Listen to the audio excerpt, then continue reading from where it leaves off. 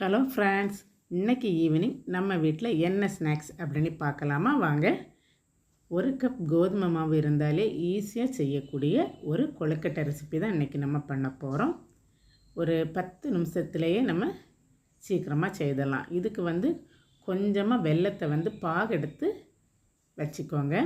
பாகுபதம் எதுவும் தேவையில்லை, நம்ம சும்மா கரைச்சி எடுத்தாலே போதுமானது. அதில் 1 கப் தேங்காய், 1 கப் துருவின கேரட், இது ரெண்டையும் போட்டு நல்லா பிசுப்பு தன்மை வாரது வரைக்கும் நல்லா கிண்டி எடுத்துக்கோங்க. கிண்டினதை இந்த மாதிரி சின்ன சின்ன உருண்டையாக நம்ம உருட்டி வச்சுக்கிட்டோம்.